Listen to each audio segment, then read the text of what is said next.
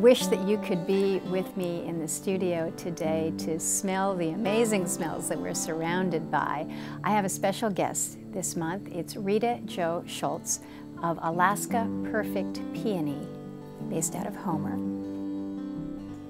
Rita Jo has been working with peonies since well before 2006, but it was then that she planted 3,500 peony tubers on her family's farm down in Homer. We put 3,500 in the field, and I thought that was what I was going to be doing, was a little test plot, and 3,500 was going to be my goal. But then my son Shannon, after a couple of years, said, "Mom, I'm interested in these peonies," and which was exciting for me, very exciting for me.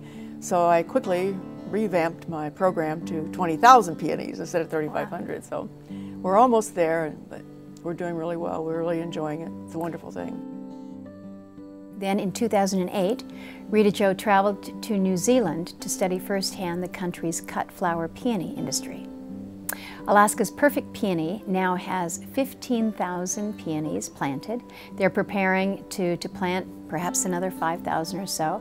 But Rita Jo is here in Washington, D.C. this week as a nominee for USDA's Champions of Change for the Future of Agriculture. This event was held at the White House just yesterday. I was totally excited when I received this email that says you were invited to the White House. I thought, oh great, I'm invited to the White House. I wonder why, because I was not expecting it at all. And then it talked about, and so I had to go online and find out what Champions of Change was all about. And I was just totally honored because almost all the time these type things are about food, because food is so important. And this is the first time that I know of that a cut flower person was recognized as being in the agriculture. Now, is it not a true statement that peonies are the #1 choice for brides in a bouquet? That is correct. They are the #1. In fact, they're almost the #1 for all flower requests. Wow. Last year, Holland sold 70 million stems in their season.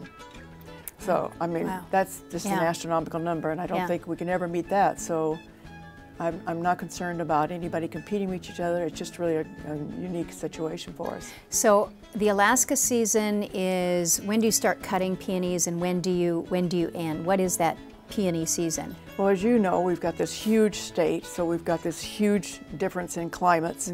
And even in my area, I start usually around the middle of July, but I have peony farmers I can almost see their farm, but their elevation is much higher than mine, so they go through into October. But normally my season is first or second week of July through the end of August.